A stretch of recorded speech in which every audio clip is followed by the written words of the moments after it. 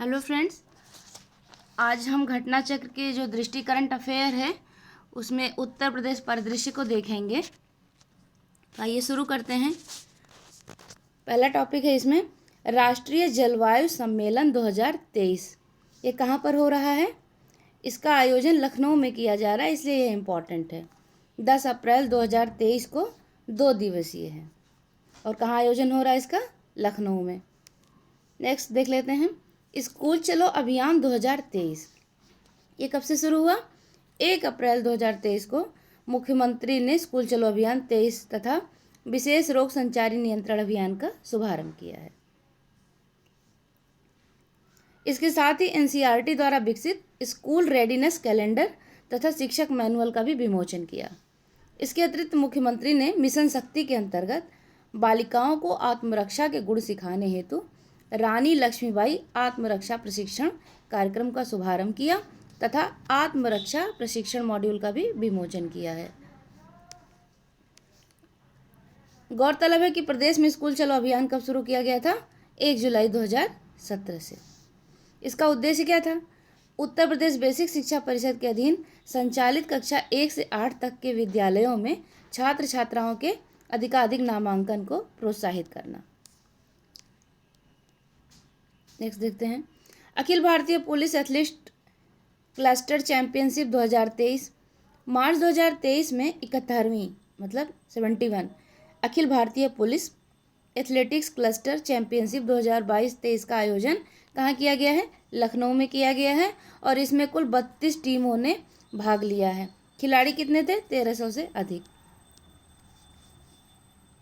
रेशम कृषि मेला 2023, ये इम्पॉर्टेंट है। 30 मार्च 2023 को मुख्यमंत्री द्वारा कहाँ पर? गोरखपुर में इस मेले का शुभारंभ किया गया है। रेशम कृषि मेला कहाँ पर? गोरखपुर में। किस तारीख में? 30 मार्च 2023 को मुख्यमंत्री द्वारा। इस अवसर पर मुख्यमंत्री ने 11.38 करोड़ रुपए की लागत से 18 चाकी कीट पालन भवनों, 36 सामुदायिक भवनों और 9 धागाकरण मशीन शेड का लोकार्पण और शिलान्यास किया है। गोरखपुर मंडल में 60 टन रेशम उत्पादन होता है, जिसे बढ़ाकर कितना करने का लक्ष्य है? 600 टन। जिसमें याद रखिएगा कि गोरखपुर में है और इसका उत्पादन कितना बढ़ाना है? तो 60 टन से 600 टन तक ले जाना है। नेक्स्ट देखते हैं उत्तर प्रदेश में 3 प्रकार के रेशम मिलते हैं। जैसे सहतूती रेशम कहाँ पर है? गोरखपुर में। एरी रेशम कानपुर में। और टसर रेशम कहाँ पे है? आपके सोनभद्र में। वैसे टसर रेशम सबसे ज़्यादा कहाँ पाया जाता है? किस राज्य में? तो कर्नाटका में। नेक्स्ट देखते हैं वन वर्ल्ड टीबी समिति 2023। 24 मार्च 2023 को प्रधानमंत्री नरेंद्र मोदी ने वाराणसी में वन वर्ल्ड टीबी समिट 2023 का उद्घाटन किया। कहाँ पर किया है? वाराणसी में। यह आयोजन विश्व क्षय रोग दिवस के अवसर पर था और इसकी थीम क्या थी? इसकी थीम थी yes we can end TB. हाँ, हम क्षय रोग समाप्त कर सकते हैं। थीम जरूर याद रखिएगा। किस स्थान पर हुआ है ये याद रखिए और किस तारीख को हुआ है, जैसे 24 मार्च को, तो ज़रूर याद रखें। इसमें एक खास बात ये देख लेते हैं कि समिट का आयोजन केंद्रीय स्वास्थ्य और परिवार कल्याण मंत्रालय और स्टाफ टीबी पार्टनरशिप द्वारा किया गया। इसके अतिरिक्त जो मोदी जी हैं, इन्होंने टीबी मुक्त पंचायत पहल का भी शुभारंभ किया है। प्रधानमंत्री ने वाराणसी में राष्ट्रीय रोग नियंत्रण और उच्च नियंत्रण प्रयोगशाला केंद्र की आधारशिला रखी एवं metropolitan public health surveillance unit हेतु साइट का उद्घाटन भी किया है। खेलो इंडिया यूनिवर्सिटी गेम्स 2022 क्यों इम्पोर्टेंट है? क्योंकि 10 मार्च 2023 को उत्तर प्रदेश मंत्रिमंडल ने खेलो इंडिया यूनिवर्सिटी गेम का आयोजन उत्तर प्रदेश में कराए जाने हेतु विभिन्न कमेटियों के गठबंधन संबंधित प्रस्ताव को मंजूरी प्रदान की है। उत्तर प्रदेश में यह पहली बार यूनिवर्सिटी गेम का आयोजन किया जाएगा। इसका आयोजन किन किन शहरों में होगा ये देख लीजिए। 4 जिले हैं, लखनऊ, वाराणसी, गोरखपुर और गौतम बुद्ध नगर। नेक्स्ट देखते हैं एशिया की सबसे बड़ी मल्टी प्रोडक्ट पेंट फैक्ट्री कहाँ पे लगाई जा रही है? हरदोई के संडीला में। इसका उद्घाटन कब हुआ है? 5 मार्च 2023 को। यह जो पेंट फैक्ट्री है यह बर्जर समूह की है। नेक्स्ट देखते हैं उत्तर प्रदेश खेल नीति 2023। मार्च 2023 में उत्तर प्रदेश मंत्रिमंडल द्वारा उत्तर प्रदेश खेल नीति 2023 को मंजूरी दी गई है। इस नीति से जुड़ी रणनीतियों एवं पहलुओं के प्रभावी कार्यान्वयन हेतु एक राज्य खेल प्राधिकरण की स्थापना की जाएगी। इस नीति के अंतर्गत खिलाड़ियों को 3 श्रेणियां जैसे ग्रास रूट स्तर के खिलाड़ी, विकासात्मक स्तर के खिलाड़ी तथा उच्च स्तर के खिलाड़ी के रूप में वर्गीकृत किया जाएगा।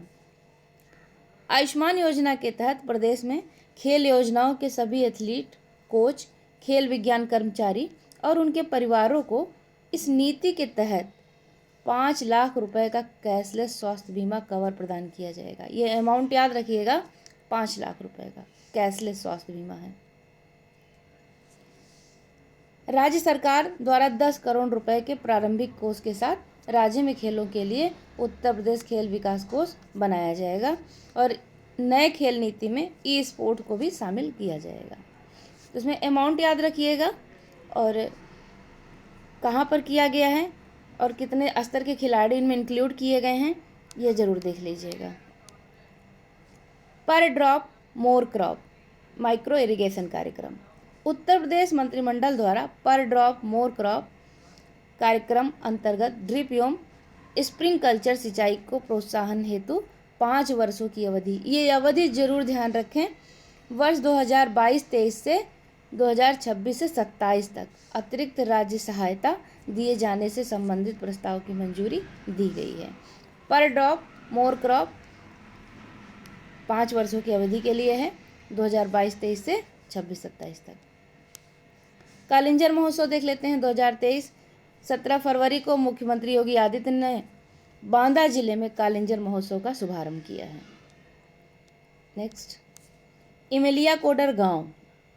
इमिलिया कोडर गांव यह बलरामपुर जिले के थारू आबादी वाले गांव में राज्य का पहला आदिवासी संग्रहालय बनाया गया है। किस गांव में? इमिलिया गांव में पहला आदिवासी संग्रहालय। और यह किस जनजाति से संबंधित है? तो थारू जनजाति से संबंधित है। थारू जनजाति के जीवंत और विविध संस्कृति और जीवन शैली पर केंद्रित यह जो संग्रहालय है करीब 5.5 एकड़ में विस्तारित है। तो ये याद रखिएगा कि पहला आदिवासी संग्रहालय कहाँ बनाया गया है और कौन सी जनजाति से यह संबद्ध है। नेक्स्ट देखते हैं VFS global visa application centre. 4 फरवरी 2023 को मुख्यमंत्री योगी आदित्यनाथ ने कहाँ पर? लखनऊ में VFS global visa application centre का उद्घाटन किया है। इस सेंटर में 10 देशों के लिए वीजा आवेदन से जुड़ी प्रक्रिया को पूरी करने की सुविधा उपलब्ध है। कितने देश हैं? 10 देश हैं। इस सेंटर के द्वारा प्रारंभ में ऑस्ट्रेलिया, नीदरलैंड, चेक गणराज्य, स्विट्जरलैंड, क्रोएशिया, हंगरी, पुर्तगाल, जर्मनी, इटली तथा सऊदी अरब की यात्रा करने से संबंधित सेवाएं प्रदान की जाएंगी। 4 देश दे देगा और पूछेगा कि इनमें से वो देश कौन से हैं जिनके लिए वीज़ा दिया जा रहा है, या पूछ लेगा कि इनमें से कौन सा देश शामिल नहीं है। तो एक बार आप जो 10 देश हैं इनको देख के जरूर जाएं। उत्तर प्रदेश को ठीक से तैयार करिए। संभावना है कि इस बार उत्तर प्रदेश के सवाल थोड़े से यूपी में हमें ज़्यादा देखने को मिले। उत्तर प्रदेश खाद्य प्रसंस्करण उद्योग नीति 2023।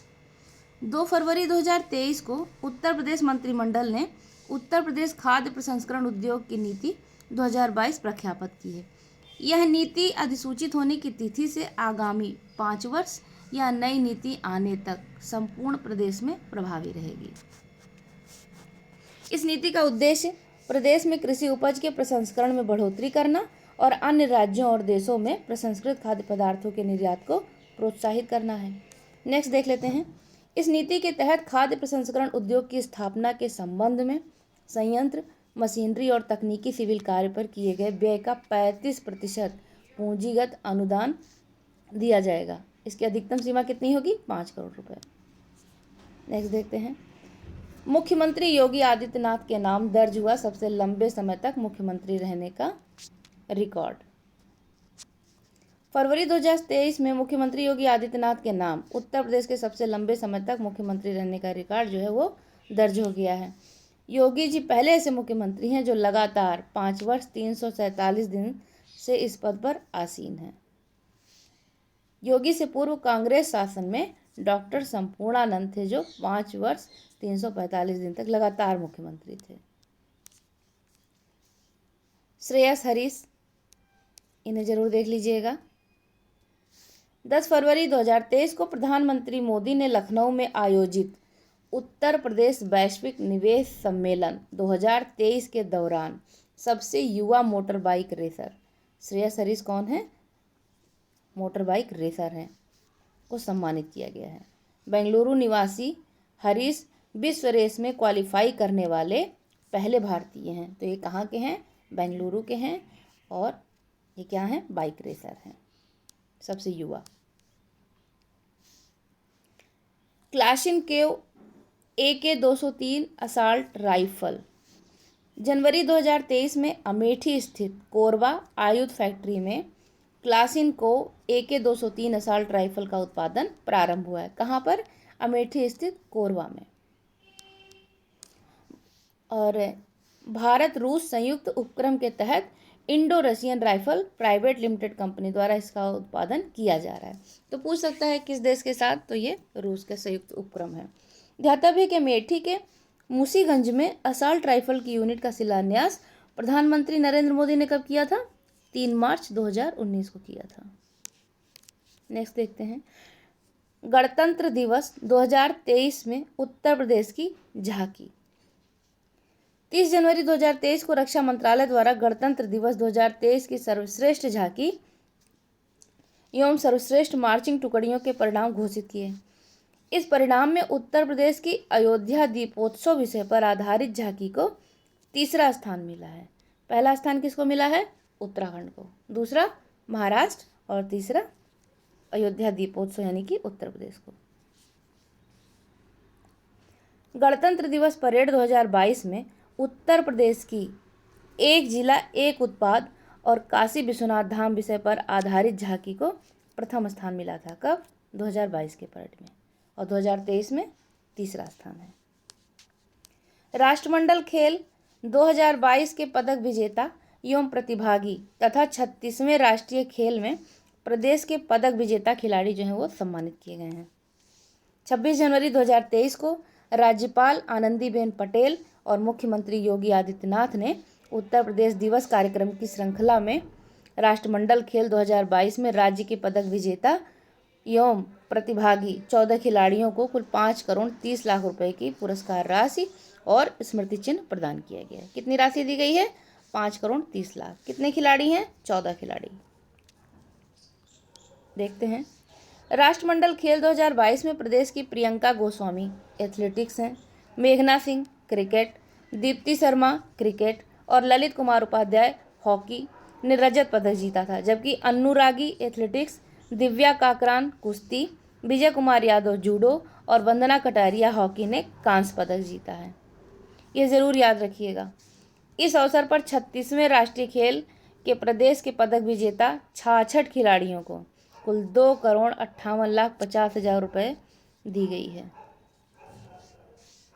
उल्लेखनीय है कि गुजरात में आयोजित 36वें राष्ट्रीय खेल में उत्तर प्रदेश के खिलाड़ियों ने 18 खेलों में कुल 56 पदक जीते हैं,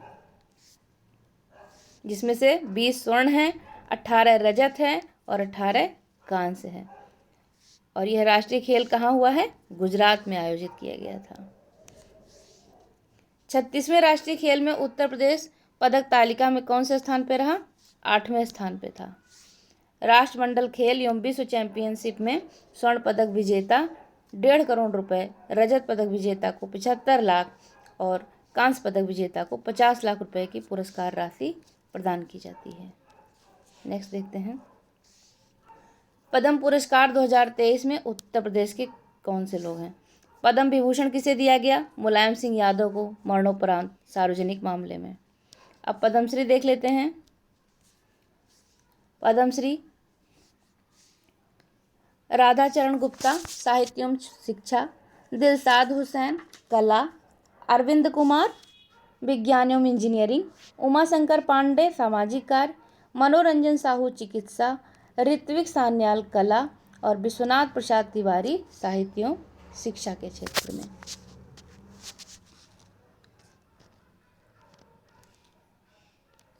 इसके बाद में फिर देखते हैं उत्तर प्रदेश मिलेट्स यानी कि कदन पुनरुद्धार कार्यक्रम। 28 जनवरी 2023 को उत्तर प्रदेश मंत्रिमंडल ने प्रदेश में मिलेट्स में जैसे ज्वार, बाजरा, कोदो, सांवा, रागी या मडुआ आदि की खेती के प्रसंस्करण और उपयोग को बढ़ावा देने हेतु राज्य सरकार द्वारा उत्तर प्रदेश मिलेट्स प्रस्ताव को मंजूरी दी गई है। अब 28 जनवरी को इस नवीन योजना को वर्ष 2023 यानी 1 जनवरी 2023 से वर्ष 2027 तक संचालित किया जाना प्रस्तावित है। इस कार्यक्रम के क्रियान्वयन हेतु 5 वर्षों की अवधि में अनुमानित आकलित व्यय लगभग 186 करोड़ रुपए है। याद रखिएगा 1 जनवरी 2023 से 2027 तक 5 वर्षों की अवधि। यह कार्यक्रम जो है वह प्रदेश के 75 जिलों में कार्यान्वित किया जाएगा। नेक्स्ट देखते हैं लक्ष्मण पुरस्कार या रानी लक्ष्मीबाई पुरस्कार 2020-21 और 21-22। 24 जनवरी 2023 को उत्तर प्रदेश दिवस समारोह के अवसर पर, उत्तर प्रदेश दिवस कब होता है? 24 जनवरी को। आदित्यनाथ ने लक्ष्मण पुरस्कार, रानी लक्ष्मीबाई पुरस्कार 2020-21 और 2021-22 के पुरस्कार विजेताओं को दिया है। साथ में आनंदीबेन पटेल भी थी। वर्ष 2020-21 और 21-22 के लिए कुल 12 खिलाड़ियों को लक्ष्मण पुरस्कार और रानी लक्ष्मीबाई पुरस्कार से सम्मानित किया गया। 12 खिलाड़ी। रानी लक्ष्मीबाई पुरस्कार 2020-21 नेहा कश्यप वुशु और ज्योति शुक्ला हैंडबॉल, और लक्ष्मण पुरस्कार 2021 राहुल सिंह हॉकी वेटनवर्ग, मोहित यादव कुश्ती और जनार्दन सिंह यादव को कुश्ती वेटनवर्ग में। रानी लक्ष्मीबाई पुरस्कार 21-22 तरुणा शर्मा को जूडो के लिए और मनीषा भाटी वुशु के लिए। लक्ष्मण पुरस्कार देख लेते हैं 21-22 मोहम्मद आरिफ हॉकी वेटनवर्ग, राधेश्याम सिंह एथलेटिक्स वेटनवर्ग, सुहास एलवाई बैडमिंटन दिव्यांगजन वर्ग, दीपेंद्र सिंह निशानेबाजी दिव्यांगजन वर्ग और विवेक चिकारा कौन है? पैरा तीरंदाजी। रन फॉर G20 वॉकाथॉन 21 जनवरी 2023 को उत्तर प्रदेश के 4 शहरों, याद रखिएगा इन 4 शहरों को, लखनऊ, आगरा, नोएडा और वाराणसी में रन फॉर G20 वॉकाथॉन का आयोजन किया गया है। G20 सम्मेलन में जुड़ी 11 बैठकें उत्तर प्रदेश में आयोजित की जाएंगी। इन बैठकों का आयोजन कहाँ कहाँ होगा? लखनऊ, वाराणसी, आगरा और गौतम बुद्ध नगर।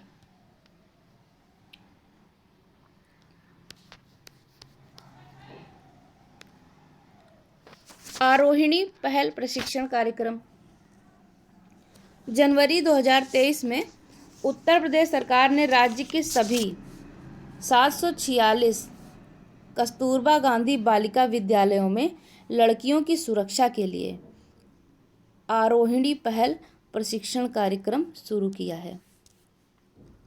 746 कस्तूरबा गांधी बालिका विद्यालयों में इस अभियान का उद्देश्य लड़कियों को अपने अधिकारों के लिए आवाज़ उठाने में सक्षम बनाना है।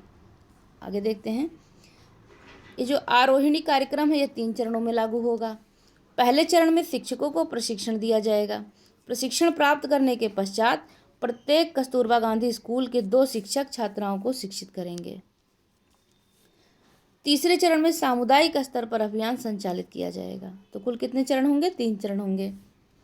छठा उत्तर प्रदेश दिवस समारोह 24 जनवरी 2023 को राज्यपाल आनंदीबेन पटेल और मुख्यमंत्री योगी आदित्यनाथ ने उत्तर प्रदेश राज्य के 74वें स्थापना दिवस पर छठे उत्तर प्रदेश दिवस समारोह का लखनऊ में शुभारंभ किया है, बल्कि उद्घाटन होगा। उत्तर प्रदेश 2023 का मुख्य विषय क्या है? निवेश और रोजगार। पहली बार उत्तर प्रदेश दिवस का आयोजन 2018 में किया गया था।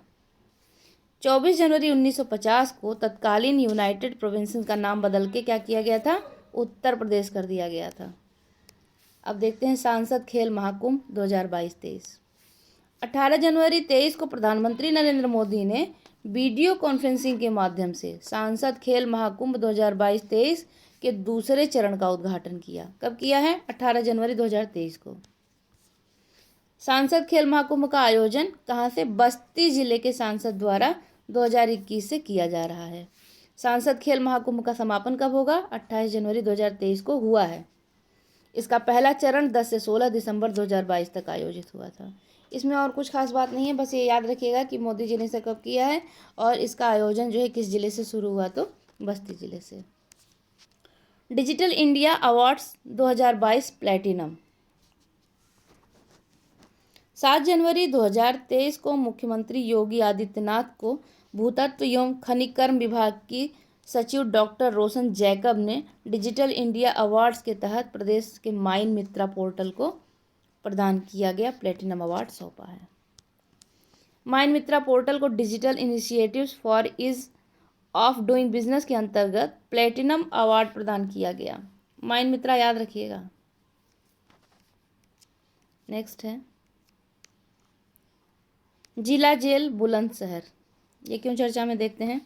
उत्तर प्रदेश में स्थित इस जेल को भारतीय खाद्य सुरक्षा और मानक प्राधिकरण FSSAI द्वारा कैदियों को दिए जाने वाले भोजन की गुणवत्ता के लिए ईट राइट कैंपस टैग के साथ 5 स्टार रेटिंग दी गई है।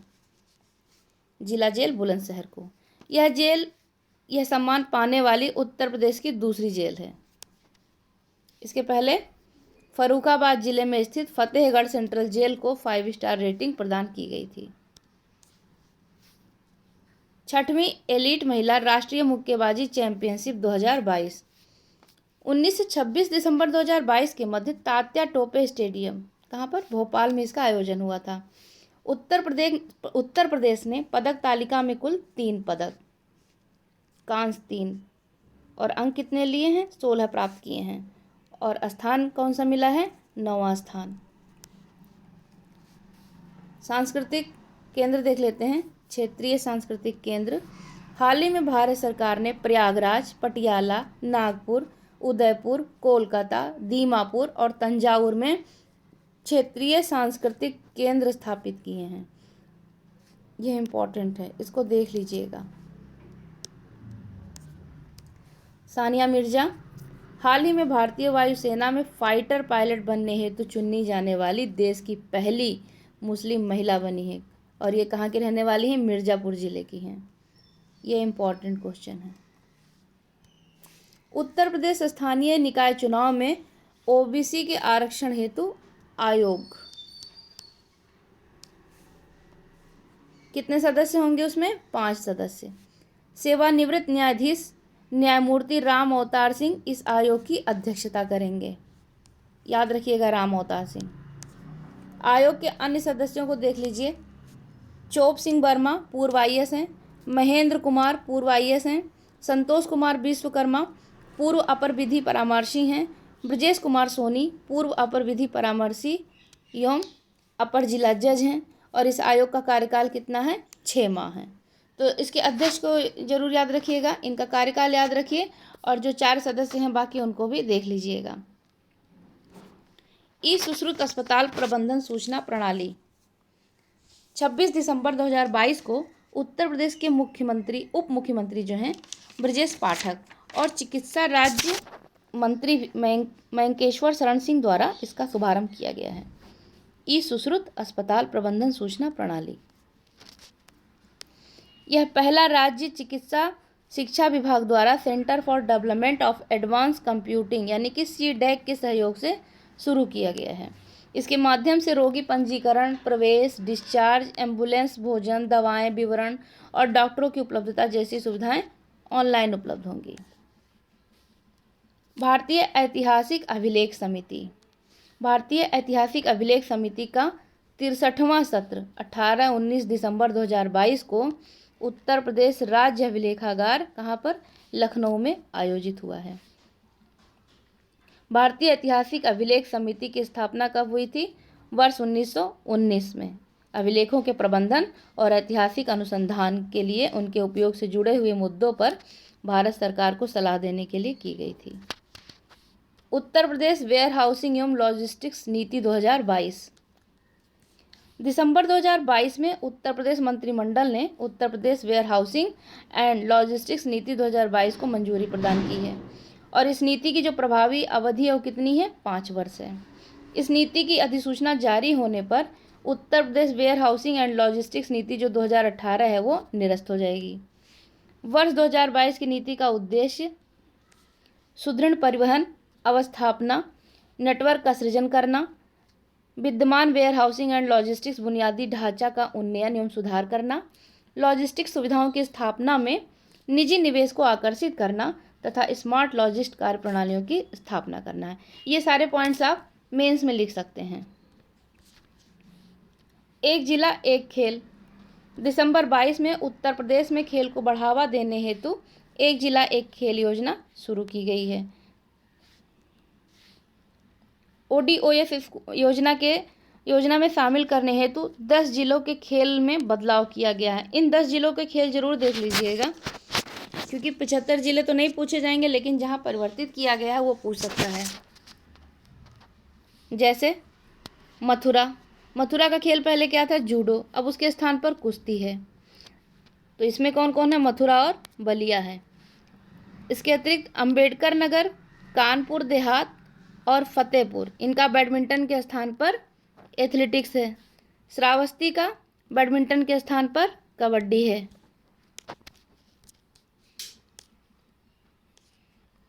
झांसी, गोंडा और लखीमपुर खीरी, इनका क्या है, बैडमिंटन के स्थान पर हॉकी है।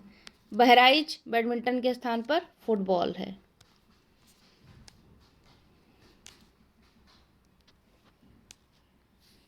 खेलों से संबंधित जिले चाहें तो देख लें, हालांकि इतने जिले हैं शायद ना पूछे, लेकिन फिर भी एक बार देख लीजिए।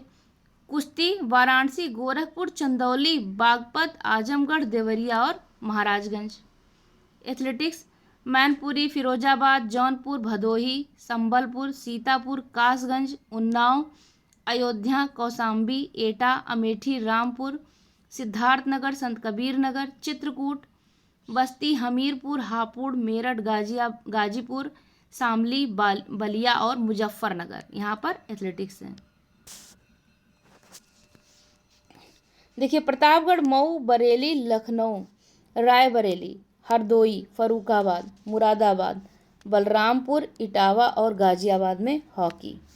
टेबल टेनिस कहाँ खेला जाएगा, आगरा और कानपुर में। बैडमिंटन अलीगढ़ और गौतम बुद्ध नगर। वेट लिफ्टिंग मिर्ज़ापुर और बिजनौर। बॉक्सिंग में बुलंदशहर और कुशीनगर। तीरंदाजी में सोनभद्र और ललितपुर। फुटबॉल हाथरस। तैराकी पीलीभीत। शूटिंग बांदा। कबड्डी कन्नौज और लॉन टेनिस प्रयागराज। इसमें सब नहीं पूछा जाएगा, फिर कह रहे हैं जिनके खेल परिवर्तित किए गए हैं उन जिलों को जरूर देख लीजिएगा। अगला टॉपिक है 3 हवाई अड्डों के लिए डिजी यात्रा का शुभारंभ किया गया है। केंद्रीय नागरिक उड्डयन मंत्री ज्योतिरादित्य सिंधिया द्वारा इंदिरा गांधी अंतर्राष्ट्रीय हवाई अड्डा नई दिल्ली से इसका शुभारंभ किया गया है 1 दिसंबर 2022 को।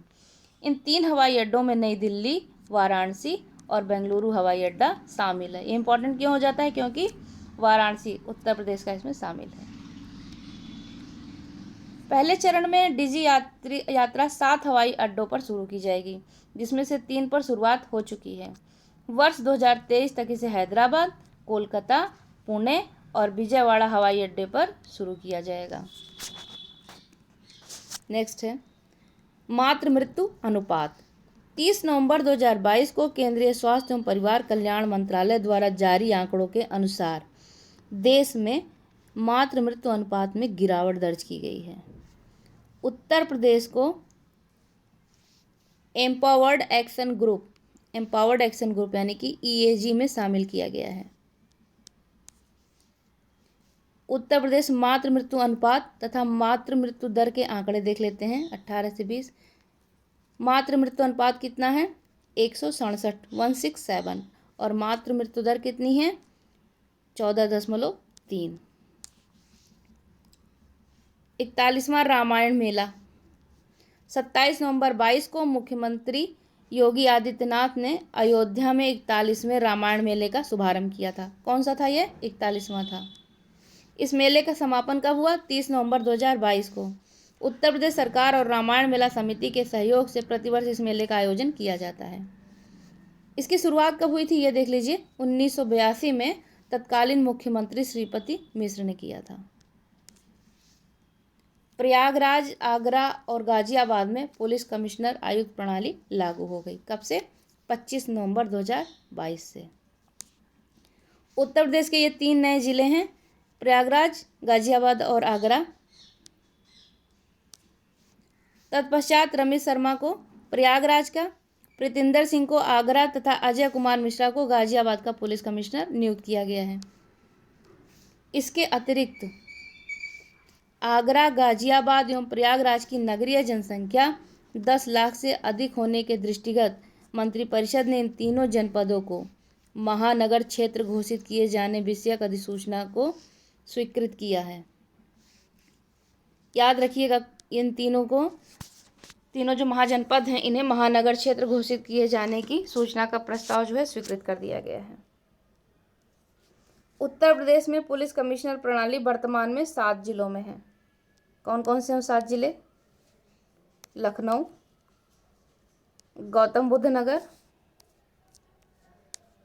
कानपुर, वाराणसी और अभी हाल फिलहाल में गाजियाबाद, आगरा और प्रयागराज। कुल कितने हो गए? 7 जिले। मुख्यमंत्री बुनकर सौर ऊर्जा योजना। 25 नवंबर 2022 को उत्तर प्रदेश मंत्रिमंडल द्वारा इस योजना को संचालित किए जाने से संबंधित प्रस्ताव को मंजूरी प्रदान की गई और यह योजना लागू होने की तिथि से 5 वर्ष तक के लिए कार्यान्वित की जाएगी।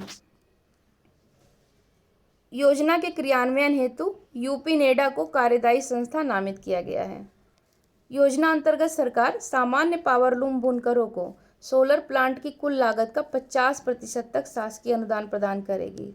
कितने परसेंट? 50% तक, ये याद रखिएगा।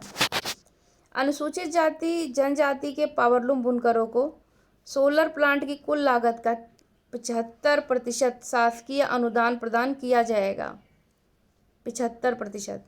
योजना अंतर्गत कम से कम 10% महिला बुनकरों को सम्मानित किया जाएगा। इसको स्टेटमेंट के रूप में सवाल दे सकता है, इसलिए इसे ठीक से देख के जाइए, यह इंपॉर्टेंट पॉइंट है। UNESCO India Africa hackathon. 22 नवंबर 2022 को मुख्यमंत्री योगी आदित्यनाथ ने यूनेस्को अफ्रीका इंडिया हैकथॉन के पहले संस्करण का शुभारंभ किया। 22 नवंबर को पहला संस्करण। इसका आयोजन 25 नवंबर 2022 तक गौतम बुद्ध विश्वविद्यालय, ग्रेटर नोएडा में किया गया। यह एक वार्षिक 36 घंटे का कार्यक्रम है जो छात्रों, शिक्षकों, अध्यापकों और भारत के अनुसंधान समुदायों और अफ्रीकी साझेदार को एक मंच पर लाता है। काशी तमिल संगमम। 17 नवंबर 22 से 16 दिसंबर 22 तक यह कार्यक्रम काशी तमिल संगमम का आयोजन कहाँ हुआ? वाराणसी में। इसका उद्घाटन किसने किया था? 19 नवंबर 2022 को प्रधानमंत्री मोदी ने किया। कार्यक्रम के दौरान प्रधानमंत्री नरेंद्र मोदी ने पुस्तक जो तिरुकुरल है का 13 भाषाओं में इसके अनुवाद के साथ विमोचन किया। यानी कि तिरुकुरल का अनुवाद कितनी भाषाओं में किया गया है? 13 भाषाओं में।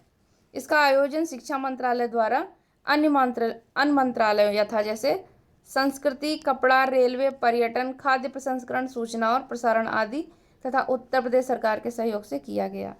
यह उतना महत्वपूर्ण नहीं है, लेकिन ये जो पुस्तक है जिसको 13 भाषा में अनुवाद किया गया है, इसे ज़रूर याद रखें और मोदी जी ने इसका उद्घाटन कब किया है ये ज़रूर याद रखें। नेक्स्ट है, इसी में एक पॉइंट है कि IIT मद्रास और बनारस हिंदू विश्वविद्यालय इस कार्यक्रम के लिए कार्यान्वयन एजेंसी नामित थे। ये ध्यान रखिएगा, IIT मद्रास और बनारस हिंदू विश्वविद्यालय। 10 दिसंबर 2022 को रेल मंत्री अश्विनी वैष्णव द्वारा काशी तमिल संगम के आयोजन को यादगार बनाने हेतु काशी तमिल संगमम एक्सप्रेस नामक एक नई ट्रेन सेवा की घोषणा की गई है। नेक्स्ट है पीएम गति शक्ति मल्टी मॉडल जलमार्ग शिखर सम्मेलन 2022। ये कहाँ पर हुआ है? वाराणसी में हुआ है 11-12 नवंबर के मध्य। इस सम्मेलन का आयोजन भारतीय अंतर्देशीय जलमार्ग प्राधिकरण, पत्तन, पोत परिवहन और जलमार्ग मंत्रालय द्वारा किया गया। सम्मेलन के दौरान मुख्यमंत्री योगी आदित्यनाथ ने inland waterway authority of India के फैसिलिटेशन सेंटर की वेबसाइट लॉन्च की है। क्यूएस एशिया यूनिवर्सिटी रैंकिंग 2023 8 नवंबर 2022 को इस रैंकिंग के 15वें संस्करण को जारी किया गया। उत्तर प्रदेश स्थित आईआईटी कानपुर ने इस रैंकिंग में शीर्ष 100 में स्थान प्राप्त किया है। ये इंपॉर्टेंट है।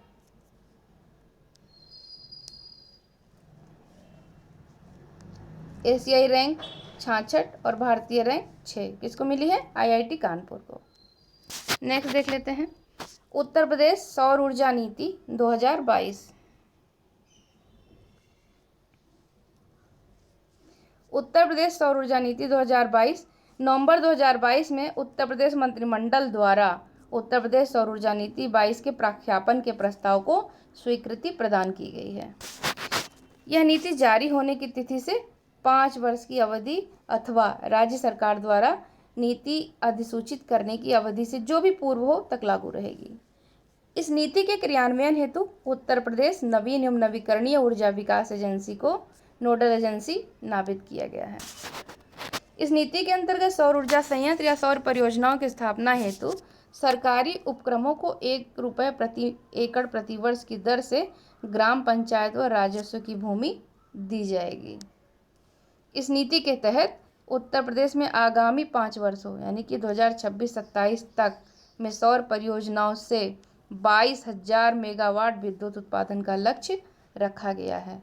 ये 22,000 मेगावाट जरूर याद रखिएगा, बहुत इंपॉर्टेंट है। नेक्स्ट है इसमें सौर पार्क की स्थापना से मतलब जो सौर पार्क है उसकी स्थापना से करीब 14,000 मेगावाट और सोलर रूफटॉप क्षेत्र से 4,500 मेगावाट, सोलर रूफटॉप गैर आवासीय संस्थान से 1,500 मेगावाट तथा पीएम कुसुम योजना घटक C1 और C2 से 2,000 मेगावाट विद्युत उत्पादन का लक्ष्य शामिल है। ये भी पॉइंट्स आप मेंस में लिख सकते हैं। उत्तर प्रदेश मंत्रिमंडल ने निजी आवासों पर नेट मीटरिंग व्यवस्था के साथ ग्रिड संयोजित सिस्टम की स्थापना पर केंद्रीय वित्तीय सहायता के अतिरिक्त राज्य सरकार की तरफ से ₹1,500 प्रति किलोवाट, अधिकतम ₹30,000 प्रति उपभोक्ता के राज्य अनुदान की अनुमान्यता को भी स्वीकृति प्रदान की है। इस नीति के तहत ये इम्पॉर्टेंट है, इस नीति के तहत अयोध्या शहर को मॉडल सौर सिटी के रूप में विकसित करने के अलावा प्रदेश के 16 नगर निगमों तथा नोएडा को भी सोलर सिटी के रूप में विकसित किया जाएगा। अभी किसके लिए है? अयोध्या शहर। इसके अतिरिक्त 16 नगर निगम और नोएडा। ये इम्पॉर्टेंट है, इसको 3 स्टार देंगे।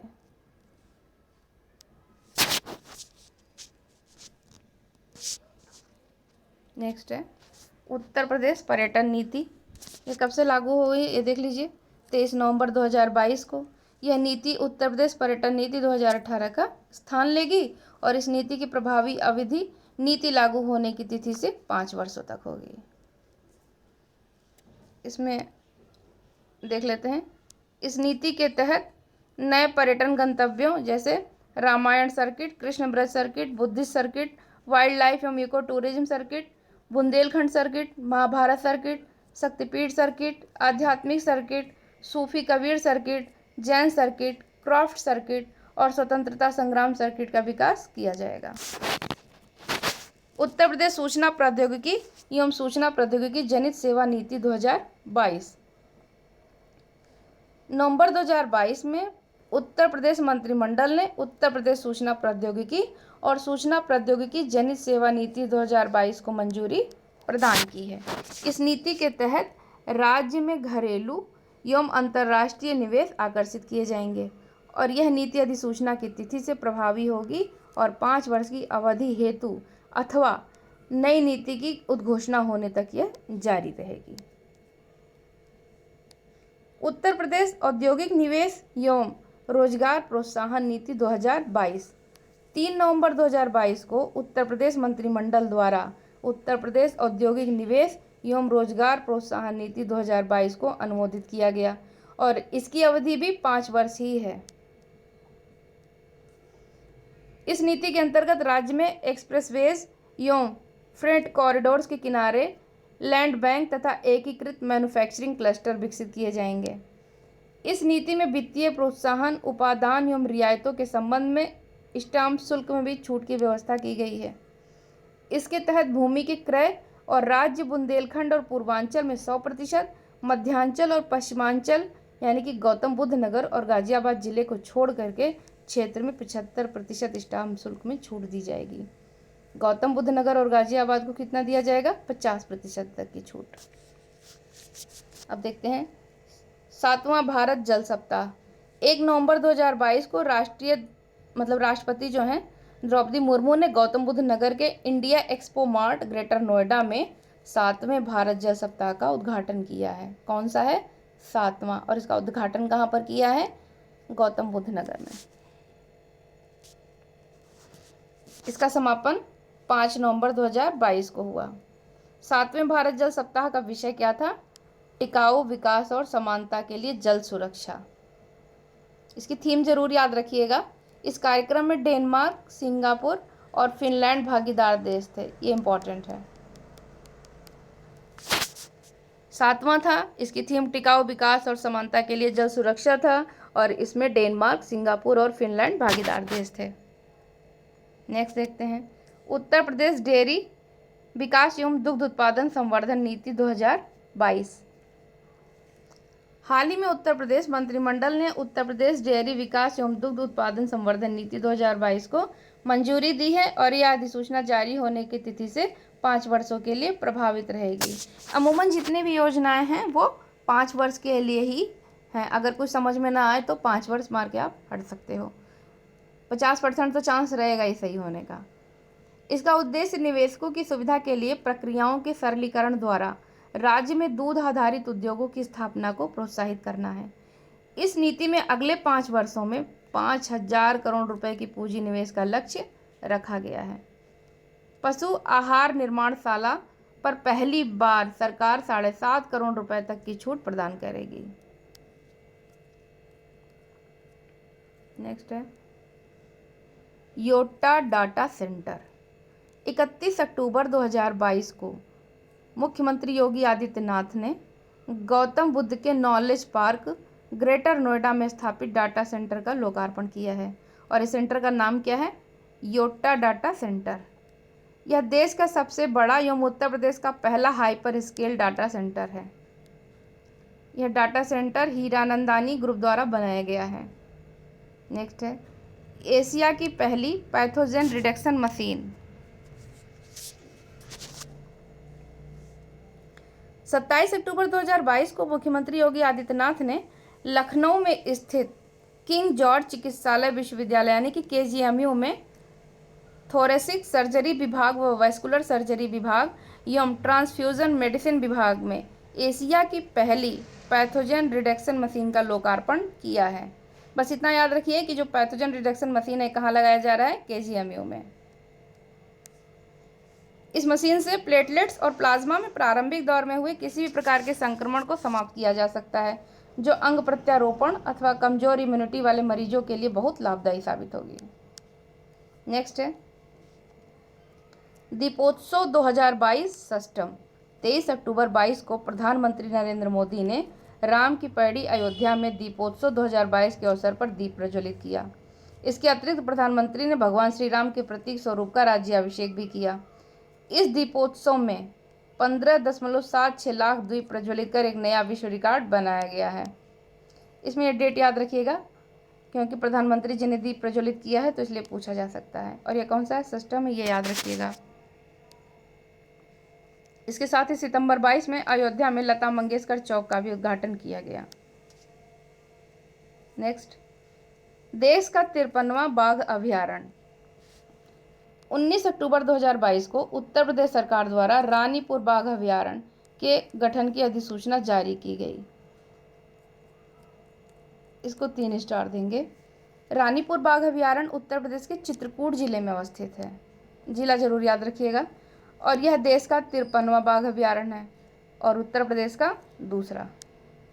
रानीपुर बाघ अभयारण्य उष्णकटिबंधीय शुष्क पर्णपाती वन क्षेत्र है जिसमें बाघ, तेंदुए, स्लोथ रीछ, चित्तीदार हिरण, सांभर और चिंकारा जैसे जीवों का वास है।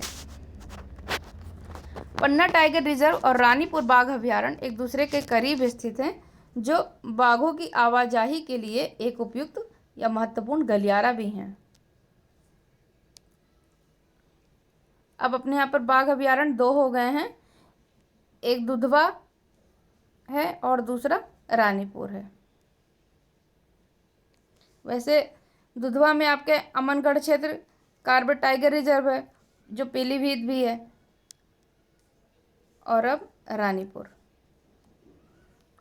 तो कुल 4 देख लीजिए, ऐसे तो 4 हैं, दुधवा, अमनगढ़, पीलीभीत और रानीपुर, लेकिन मुख्यतः 2 माने जाते हैं।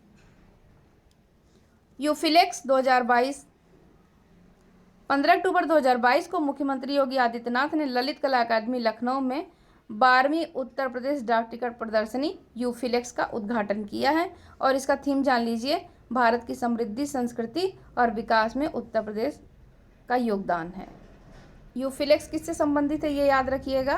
तो यह डाक टिकट प्रदर्शनी है और इसका विषय जरूर याद रखें, भारत की समृद्धि, संस्कृति और विकास में उत्तर प्रदेश का योगदान है। और ये कौन सी थी? 12वीं थी। इसका आयोजन कहाँ हुआ? लखनऊ में। सर सैयद उत्कृष्टता पुरस्कार अलीगढ़ मुस्लिम विश्वविद्यालय द्वारा प्रसिद्ध अमेरिकी इतिहासकार प्रोफेसर बारबरा मेटकॉफ को दिया गया है। Public affairs index 2022। 14 अक्टूबर 22 को इस इंडेक्स के 7वें वार्षिक संस्करण को प्रकाशित किया गया है। सूचकांक में उत्तर प्रदेश को बड़े राज्यों की श्रेणी में शामिल किया गया। सद्यः सूचकांक में उत्तर प्रदेश ने गत वर्ष की तुलना में अपनी रैंक में सुधार करते हुए, यानी कि पहले इसका स्कोर कितना है? 0.5201 के साथ 12वें स्थान को हासिल किया है। और कुल कितने थे राज्य? 18 थे, और 18 में उत्तर प्रदेश का स्थान कौन सा है? 12वां है, सुधार के बाद। इसे राष्ट्रीय में हम लोग पढ़ चुके हैं। विदित हो कि PAI 2021 में से अंतिम स्थान प्राप्त हुआ था। 3 विषयों के तहत उत्तर प्रदेश का प्रदर्शन।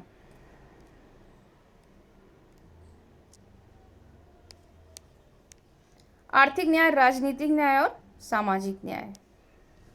नेक्स्ट है लीड्स 2022। लीड्स 2022। 13 अक्टूबर 2022 को केंद्रीय वाणिज्य एवं उद्योग मंत्रालय ने लीड्स 2022 सर्वेक्षण रिपोर्ट के 4थे संस्करण को जारी किया है। सर्वेक्षण में उत्तर प्रदेश को स्थलरुद्र राज्य में वर्गीकृत किया गया। इसके साथ ही उत्तर प्रदेश को अचीवर्स ग्रेड में संबद्ध किया गया है। समूहबद्ध या संबद्ध की बात है। एक चीज़ ध्यान रखिए कि जब एग्ज़ाम नज़दीक हो तो जितना ज़रूरी ये होता है कि क्या पढ़ा जाए, उससे ज़्यादा ज़रूरी यह जानना होता है कि हमें क्या नहीं पढ़ना है। तो इस पर भी आप ध्यान रखें, पेपर अवश्य लगाएं, उससे आपको अंदाज़ा मिलता है कि सवाल किन किन क्षेत्रों से पूछा जाता है। इससे आप अतिरिक्त भार से बच जाते हो। उत्तर प्रदेश इलेक्ट्रिक वाहन नीति 2022। 13 अक्टूबर 2022 को उत्तर प्रदेश राज्य मंत्रिमंडल ने नई इलेक्ट्रिक वाहन विनिर्माण एवं गतिशीलता नीति 2022 को मंजूरी प्रदान की है। इसका उद्देश्य उत्तर प्रदेश को इलेक्ट्रिक वाहनों को अपनाने में देश के अग्रणी राज्य के रूप में स्थापित किया गया है। यह नीति अधिसूचना की तिथि से अगले 5 वर्षों के लिए प्रभावी है। यह नीति त्रिआयामी प्रोत्साहन व्यवस्था प्रदान करती है, जिसमें निर्माता, उपभोक्ता एवं बैटरी से संबंधित सुविधाएं प्रदान करने वाली सेवा प्रदाता कंपनी जो है वो शामिल हैं। ये सारे मुद्दे आप मेंस में लिख पाओगे, क्योंकि पीटी में इसकी बहुत उपयोगिता नहीं रह जाएगी, या बहुत कुछ होगा तो हो सकता है स्टेटमेंट के रूप में कुछ सवाल बन जाए, अन्यथा नहीं। अधिसूचना की तिथि से पहले 3 वर्षों के दौरान उत्तर प्रदेश में खरीदे गए एवं पंजीकृत सभी श्रेणियों के इलेक्ट्रॉनिक वाहनों पर 100% रोड टैक्स एवं पंजीकरण शुल्क से छूट प्रदान की जाएगी। जैसे ये पॉइंट इंपॉर्टेंट है। दूसरा देख लेते हैं कि उत्तर प्रदेश में निर्मित किसी भी इलेक्ट्रिक वाहन की खरीद एवं पंजीकरण पर रोड टैक्स एवं पंजीकरण शुल्क में 100% की छूट चौथे एवं पांचवें वर्ष भी जारी रहेगी। यह नीति पहले 2 लाख दोपहिया, पहले 50,000 तिपहिया और पहले 25,000 चौपहिया इलेक्ट्रिक वाहनों की खरीद पर सब्सिडी प्रावधान करती है। इसके तहत प्रति दोपहिया इलेक्ट्रिक वाहन की खरीद पर फैक्ट्री लागत को 15%, जो अधिकतम 5,000 रुपये हो सकता है, सब्सिडी प्रदान की जाएगी और प्रति तिपहिया इलेक्ट्रिक वाहन की खरीद पर अधिकतम 12,000 रुपये की छूट दी जाएगी और चौपहिया इलेक्ट्रिक वाहन पर 1 लाख रुपए तक की छूट दी जाएगी। यह नीति जो है राज्य में पहले 400 निजी इलेक्ट्रिक बसों की खरीद पर भी सब्सिडी का प्रावधान करती है। यह सब्सिडी प्रति निजी इलेक्ट्रिक बस की खरीद पर अधिकतम 20 लाख रुपए की सीमा तक प्रदान की जाएगी। इस नीति के तहत सरकारी कर्मचारियों को अग्रिम पेशकश द्वारा इलेक्ट्रिक वाहन खरीद के लिए प्रोत्साहित किया जाएगा। इस नीति के तहत राज्य में पहले 2000 चार्जिंग सुविधा विकसित करने वाले सेवा प्रदाताओं को प्रति परियोजना अधिकतम 10 लाख रुपए तक की सब्सिडी का प्रावधान किया गया है। प्रथम 1000 स्वैपिंग स्टेशनों की सुविधा विकसित करने वाले सेवा प्रदाताओं को प्रति स्वैपिंग स्टेशन पर 5 लाख रुपए तक की पूंजी सब्सिडी देने का प्रावधान है। प्रथम 5 मेगा इलेक्ट्रिक व्हीकल परियोजनाओं तथा प्रथम 5 मेगा बैटरी परियोजनाओं को उनके अहर स्थिर पूंजी निवेश यानी कि एलिजिबल फिक्स्ड कैपिटल इन्वेस्टमेंट के 20% की दर से सब्सिडी प्रदान की जाएगी, जो प्रति परियोजना अधिकतम 500 करोड़ रुपए की होगी। इसको पढ़ तो दिया है, लेकिन जो उत्तर प्रदेश इलेक्ट्रिक वाहन नीति है यह मुख्य परीक्षा के लिए अधिक महत्वपूर्ण है। नेक्स्ट देख लेते हैं उत्तर प्रदेश वस्त्र एवं परिधान नीति 2022। 13 अक्टूबर 2022 को उत्तर प्रदेश सरकार ने उत्तर प्रदेश वस्त्र एवं परिधान नीति को मंजूरी प्रदान की। यह नीति अधिसूचना जारी होने की तिथि से अगले 5 वर्षों के लिए प्रभावी रहेगी। इसका उद्देश्य देख लेते हैं। राज्य में वैश्विक स्तर पर परिधान निर्माण केंद्र के रूप में स्थापित करना राज्य को, और कपड़ा उद्योग से संबंधित सभी प्रकार की इकाइयों जैसे हथकरघा, पावरलूम, कताई, बुनाई, प्रसंस्करण और परिधान का सतत विकास करना है। इस नीति के तहत वस्त्र और परिधान इकाइयों को प्लांट और मशीनरी के खरीद पर किए गए निवेश पर 25% पूंजीगत सब्सिडी प्रदान की जाएगी और पूंजीगत सब्सिडी की अधिकतम सीमा कितनी होगी? 100 करोड़ रुपए प्रति यूनिट। नेक्स्ट है उत्तर प्रदेश राज्य जैव ऊर्जा नीति 2022। सितंबर 2022 में उत्तर प्रदेश मंत्रिमंडल ने उत्तर प्रदेश राज्य जैव ऊर्जा नीति 2022 को स्वीकृति प्रदान की और इस नीति की अवधि भी 5 वर्ष होगी और इस नीति के तहत कंप्रेस्ड बायोगैस उत्पादन पर 75 लाख रुपए प्रति टन की दर से अधिकतम 20 करोड़ रुपए तक सब्सिडी दी जाएगी। नेक्स्ट देख लेते हैं मर्यादा मूर्ति व स्टैचू ऑफ डिग्निटी। 12 अक्टूबर 2022 को मुख्यमंत्री योगी आदित्यनाथ ने अयोध्या में श्री यदुगिरी यतिराज मठ में, याद रखिएगा कौन सा मठ है? यदुगिरी यतिराज।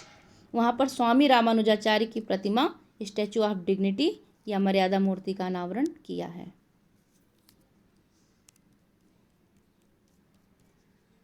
जितने भी स्टैचू हैं फिर दोहरा रहे हैं कि हाल फिलहाल में जहाँ पर भी स्टैचू के उद्घाटन किए गए हैं उनको आप एक जगह लिख लें और उसे बार बार पढ़ें, नहीं तो आपको बहुत कन्फ्यूज़न होने वाला है। क्योंकि तेलंगाना में भी आप देखेंगे रामानुजाचार्य की मूर्ति बनाई गई है, अयोध्या में भी बनाई गई है और लद्दाख में भी बनाई गई है, तो आप इस तरह से कंफ्यूज हो सकते हैं। तो आप एक जगह जब लिख लोगे और बार बार उसे रिवीजन करेंगे तो शायद आपको कंफ्यूजन नहीं होगा। नेक्स्ट है मुलायम सिंह यादव। उत्तर प्रदेश के पूर्व मुख्यमंत्री और समाजवादी पार्टी के संस्थापक मुलायम सिंह यादव का 10 अक्टूबर 2022 को निधन हो गया। वर्तमान में वह मैनपुरी से लोकसभा सदस्य थे तथा 7 बार लोकसभा के लिए चुने गए थे। कितनी बार? 7 बार।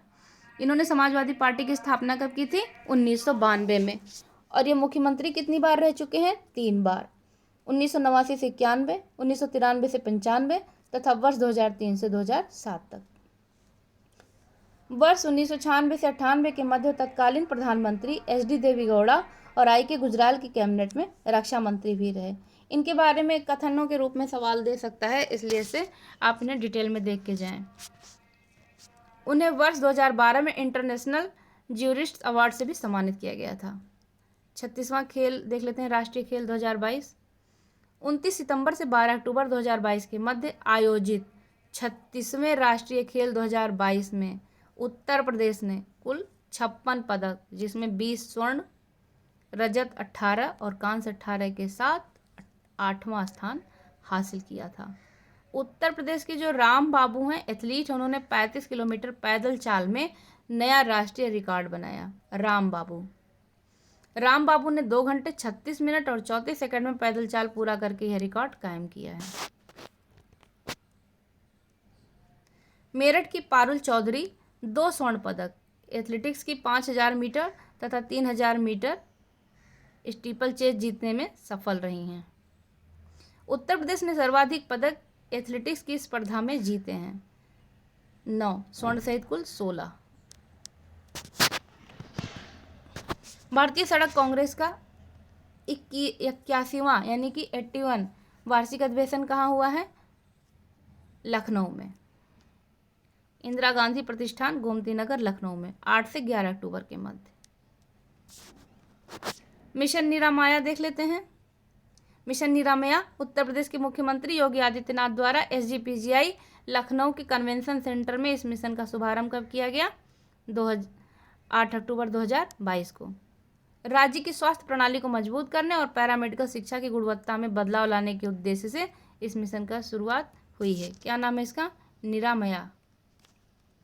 स्वच्छ सर्वेक्षण ग्रामीण 2022, 2 अक्टूबर 2022 को स्वच्छ भारत दिवस 2022 के अवसर पर स्वच्छ सर्वेक्षण ग्रामीण 2022 रिपोर्ट जारी की गई है। यह सर्वेक्षण पेयजल एवं स्वच्छता विभाग द्वारा पूर्ण किया गया। मोबाइल ऐप एवं वेब पोर्टल के माध्यम से सर्वाधिक भागीदारी किसकी रही? उत्तर प्रदेश की। और मोबाइल ऐप एवं वेब पोर्टल के माध्यम से सर्वाधिक भागीदारी वाला जिला कौन सा है? कानपुर देहात। देश भर के 33 राज्यों और केंद्र शासित प्रदेशों की समग्र रैंकिंग में उत्तर प्रदेश को 18वां स्थान मिला था। स्वच्छ सर्वेक्षण शहरी में देख लेते हैं। 1 अक्टूबर 2022 को राष्ट्रपति द्रौपदी मुर्मू ने स्वच्छ सर्वेक्षण 2022 के परिणाम घोषित किए। स्वच्छ सर्वेक्षण 2022 में 1 से 10 लाख जनसंख्या की श्रेणी में नोएडा को 5वां स्थान प्राप्त हुआ। यहाँ नोएडा क्यों इंपॉर्टेंट है? क्योंकि ये यूपी का है। 10 लाख से अधिक जनसंख्या की श्रेणी में शीर्ष 20 शहरों में प्रदेश के 4 शहरों को स्थान प्राप्त हुआ है, जिसमें गाजियाबाद को 12वां, मेरठ को 15वां, प्रयागराज को 16वां और लखनऊ 17वें स्थान पर शामिल है। इस श्रेणी में वाराणसी को 21वां और आगरा को 23वां और कानपुर को 29 स्थान प्राप्त हुआ है। ये सब जब हम राष्ट्रीय पढ़ रहे थे तो वहाँ पर पढ़ चुके हैं, यहाँ सिर्फ आप रिवीजन कर सकते हैं।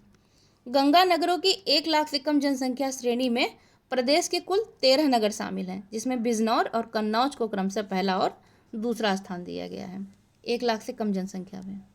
और 1 लाख से अधिक जनसंख्या की श्रेणी में प्रदेश के 7 नगर शामिल हैं, जिसमें वाराणसी, प्रयागराज को क्रमशः द्वितीय और चौथा स्थान मिला है। शीर्ष 20 स्वच्छ छावनी में प्रदेश की 3 छावनी शामिल है, जिनमें वाराणसी छावनी को 15वां, शाहजहांपुर छावनी को 16वां और मथुरा छावनी को 17वां स्थान मिला है। 100 शहरी स्थानीय निकायों से अधिक की श्रेणी वाले राज्यों में उत्तर प्रदेश का 10वां स्थान था। कौन सा स्थान है? 10वां।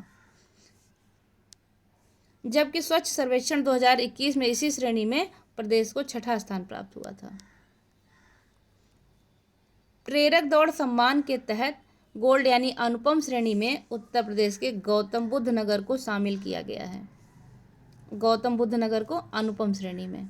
इसके अतिरिक्त सिल्वर यानी उज्ज्वल श्रेणी में प्रदेश के 2 शहर मथुरा और अमरोहा शामिल हैं।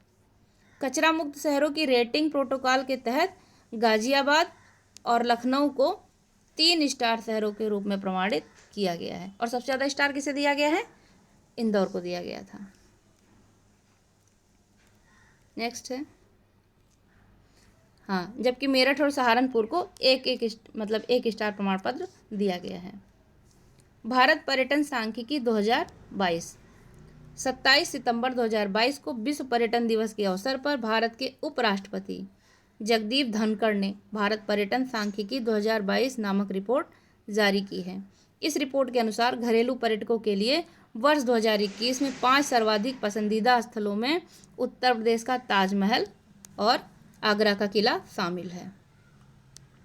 विदेशी पर्यटकों के लिए 5 सर्वाधिक पसंदीदा पर्यटक स्थलों में उत्तर प्रदेश में स्थित ताजमहल और आगरा का किला शामिल है।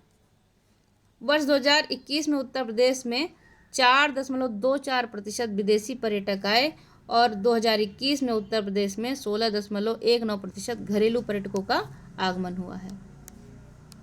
राज्य परिवर्तन आयोग 27 सितंबर 22 को उत्तर प्रदेश मंत्रिमंडल ने राज्य योजना आयोग का पुनर्गठन करते हुए इसके स्थान पर नवीन संस्था राज्य परिवर्तन आयोग के सृजन के प्रस्ताव को स्वीकृति प्रदान की है। मुख्यमंत्री राज्य परिवर्तन आयोग के अध्यक्ष होंगे, ये इंपॉर्टेंट है। यह आयोग थिंक टैंक के रूप में कार्य करेगा और विभिन्न विभागों के विशेषज्ञों के साथ विचार विमर्श करने के बाद नीतियों का निर्माण करेगा। उल्लेखनीय है कि उत्तर प्रदेश में राज्य योजना आयोग की स्थापना कब की गई थी? 24 अगस्त 1972 को की गई थी, ये भी याद रखिएगा। उत्तर प्रदेश सूक्ष्म लघु एवं मध्यम उद्यम प्रोत्साहन नीति 2022 27 सितंबर 22 को उत्तर प्रदेश मंत्रिमंडल द्वारा उत्तर प्रदेश सूक्ष्म लघु एवं मध्यम उद्यम प्रोत्साहन नीति 22 को मंजूरी प्रदान की गई है। नई नीति अंतर्गत स्थापित होने वाले नए सूक्ष्म एवं लघु एवं मध्यम उद्यमों को पूंजीगत सब्सिडी के रूप में 10% से 25% तक की सब्सिडी उपलब्ध कराई जाएगी। ये इंपॉर्टेंट है, 10 से 25%। बुंदेलखंड एवं पूर्वांचल क्षेत्रों में सूक्ष्म लघु एवं मध्यम इकाइयों हेतु सब्सिडी की सीमा कितनी है? 25%, 20% और 15%। मध्यांचल और पश्चिमांचल में सब्सिडी की सीमा 20%, 15% और 10% होगी। अनुसूचित जाति जनजाति और महिला उद्यमियों को 2% अधिक सब्सिडी उपलब्ध कराई जाएगी।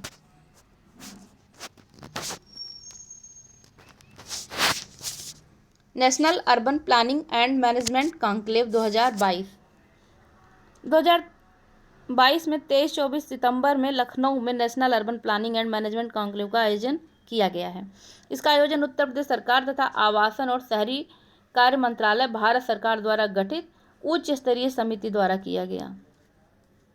दंड प्रक्रिया संहिता उत्तर प्रदेश संशोधन विधेयक 2022 22 सितंबर 2022 को उत्तर प्रदेश विधानसभा द्वारा महिलाओं के खिलाफ हो रहे अपराधों पर अंकुश लगाने हेतु CRPC अर्थात दंड प्रक्रिया संहिता विधेयक 2022 पारित किया गया है। विधेयक में किए गए प्रावधान के तहत अब बलात्कार के आरोपियों की जमानत नहीं होगी। इसके तहत न केवल बलात्कार अपितु यौन अपराध, बदसलूकी और यौन अपशब्द के मामले में भी अग्रिम जमानत नहीं मिल सकेगी। नमूना पंजीकरण प्रणाली सांख्यिकी रिपोर्ट 2020 SRS रिपोर्ट भी कहते हैं इसे ना। 22 सितंबर 2022 को रजिस्ट्रार जनरल ऑफ इंडिया द्वारा नमूना पंजीकरण प्रणाली सांख्यिकी रिपोर्ट जारी की गई है। उत्तर प्रदेश में अशोधित जन्म दर कुल 25.1 दर्ज की गई, जिसमें ग्रामीण जो है 26.1 और शहरी 22.1 है। इसके अतिरिक्त राज्य में राष्ट्रीय स्तर पर अशोधित मृत्यु दर कुल 6.5, जिसमें 6.8 ग्रामीण और 5.4 शहरी दर्ज की गई है। SRS की रिपोर्ट जरूर दे के जाइएगा, ये पूछता है, इंपॉर्टेंट है। राज्य में 5 वर्ष से कम उम्र के शिशुओं की मृत्यु दर कुल 43 अंक दर्ज की गई है, जिसमें पुरुष 43 हैं और महिला 44। इसके साथ ही राज्य में जन्म के समय लिंगानुपात 905 अंक दर्ज किया गया। नेक्स्ट देखते हैं राष्ट्रीय पोषण माह। यह 16 सितंबर 22 को मुख्यमंत्री योगी आदित्यनाथ ने राष्ट्रीय पोषण माह 2022 कार्यक्रम शुभारंभ किया। इस अवसर पर मुख्यमंत्री ने 501 आंगनवाड़ी केंद्रों का लोकार्पण और 199 आंगनवाड़ी केंद्रों का शिलान्यास किया है।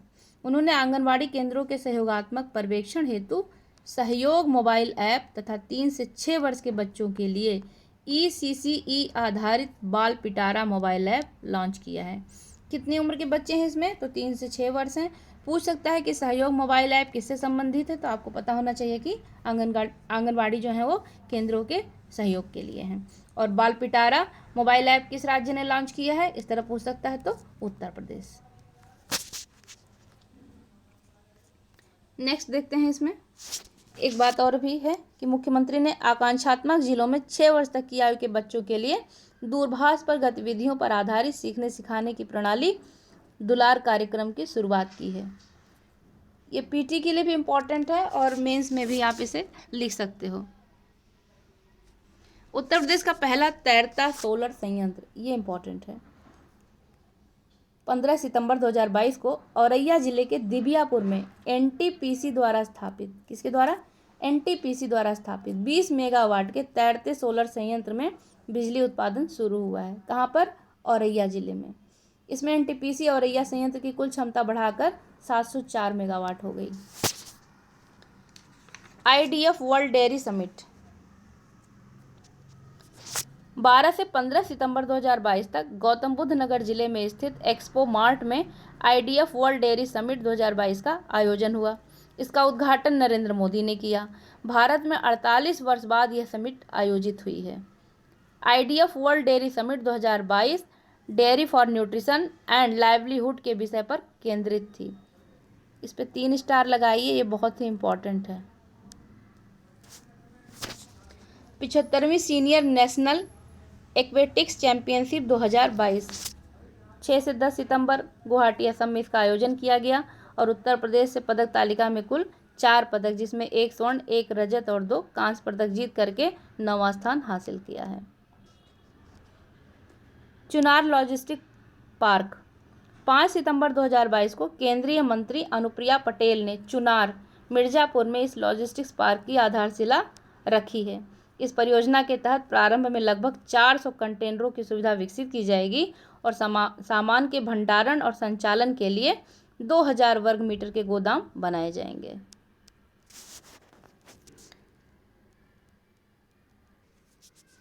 राष्ट्रीय शिक्षक पुरस्कार 2022 5 सितंबर राष्ट्रपति द्रौपदी मुर्मू ने शिक्षक दिवस के अवसर पर देवरिया जिले के शिक्षक खुर्शीद अहमद को राष्ट्रीय शिक्षक पुरस्कार से सम्मानित किया है। याद रखिएगा 5 सितंबर को चूंकि शिक्षक दिवस होता है और इसे द्रौपदी मुर्मू जी ने दिया है तो यह और इम्पोर्टेंट हो जाता है। तो कहाँ के हैं? देवरिया के खुर्शीद अहमद हैं। इस वर्ष देश भर में 46 शिक्षक को राष्ट्रीय शिक्षक पुरस्कार के लिए चुना गया था, जिनमें उत्तर प्रदेश से मात्र 1 शिक्षक शामिल थे। 2 स्टार इसको देते हैं। नेक्स्ट देखते हैं, भारत भूषण अग्रवाल पुरस्कार 2022 अगस्त 22 में रजा फाउंडेशन ने प्रयागराज के लेखक सौम्य मालवीय को भारत भूषण अग्रवाल पुरस्कार प्रदान किया है।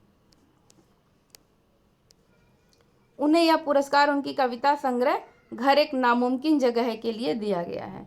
हो सकता है ये रचना दे दे और पूछ ले किसके लेखक कौन है, तो याद रखिएगा। रवि किशन शुक्ला 30 अगस्त 22 को स्वास्थ्य एवं परिवार कल्याण मंत्रालय भारत सरकार ने अभिनेता रवि किशन शुक्ला को राष्ट्रीय क्षय रोग उन्मूलन कार्यक्रम का ब्रांड एम्बेसडर नियुक्त किया है। रवि किशन वर्तमान में गोरखपुर से लोकसभा के सदस्य हैं। क्षय रोग उन्मूलन कार्यक्रम के ब्रांड एम्बेसडर हैं।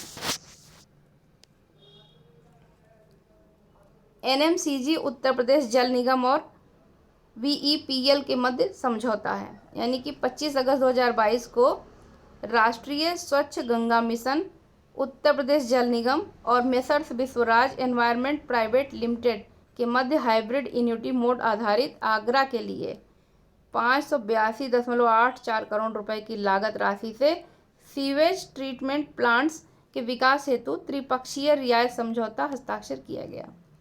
उत्तर प्रदेश रक्षा एवं एरोस्पेस इकाई एवं रोजगार प्रोत्साहन नीति जो 2018 में यथा संशोधन किया गया। देख लेते हैं। 16 अगस्त 22 को उत्तर प्रदेश मंत्रिमंडल द्वारा संशोधन से संबंधित यह प्रस्ताव जो है अनुमोदित है।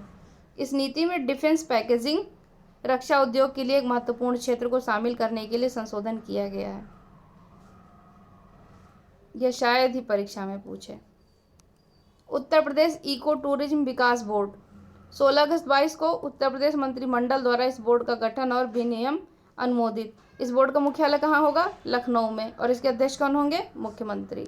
इसे देख लीजिएगा, इसका अध्यक्ष इंपॉर्टेंट है। कुकरेल नाइट सफारी पार्क 16 अगस्त 22 को उत्तर प्रदेश मंत्रिमंडल द्वारा लखनऊ जिले में स्थित कुकरेल वन क्षेत्र में नाइट सफारी पार्क की स्थापना से संबंधित प्रस्ताव को मंजूरी दी गई है। 2027.4 हेक्टेयर क्षेत्र में विस्तारित कुकरेल वन क्षेत्र 350 एकड़ में नाइट सफारी की स्थापना की जाएगी और 150 एकड़ में यहाँ प्राणी उद्यान बनाया जाएगा। रूपल चौधरी को देख लीजिए, ये उत्तर प्रदेश की एथलीट हैं। विश्व अंडर-20 एथलेटिक्स चैंपियनशिप के एक संस्करण में 2 पदक जीतने वाली पहली भारतीय बन गई हैं। कैली कोलंबिया में 1 से 6 अगस्त 22 के मध्य आयोजित विश्व अंडर-20 एथलेटिक्स चैंपियनशिप की महिलाओं में 400 मीटर की दौड़ में कांस्य जीतने के अतिरिक्त रूपल रजत पदक विजेता भारत की 4x400 मीटर मिश्रित रिले टीम की सदस्य थीं। रूपल विश्व अंडर-20 एथलेटिक्स चैंपियनशिप के इतिहास में महिलाओं की 400 मीटर दौड़ में कोई पदक जीतने वाली दूसरी भारतीय हैं। इसके पहले हिमा दास इस स्पर्धा में स्वर्ण पदक जीत चुकी हैं। Indo Israel centre of excellence 8 अगस्त 22 को केंद्रीय और किसान कल्याण मंत्रालय द्वारा उत्तर प्रदेश के माधोपुर चंदौली में Indo Israel centre of excellence for vegetable का शिलान्यास किया गया है। ये इम्पोर्टेंट है। कहाँ पर? चंदौली में। फ्लिपकार्ट वाराणसी जिला प्रशासन के मध्य समझौता 7 अगस्त 22 को दोनों के मध्य समझौता ज्ञापन हस्ताक्षरित। इस समझौता ज्ञापन के तहत बनारसी साड़ी, हस्तनिर्मित कालीन, जरदोजी क्राफ्ट, मेटल क्राफ्ट और हस्तनिर्मित दरी जैसे प्रतिष्ठित उत्पादों को फ्लिपकार्ट प्लेटफॉर्म पर उपलब्ध कराया जाएगा।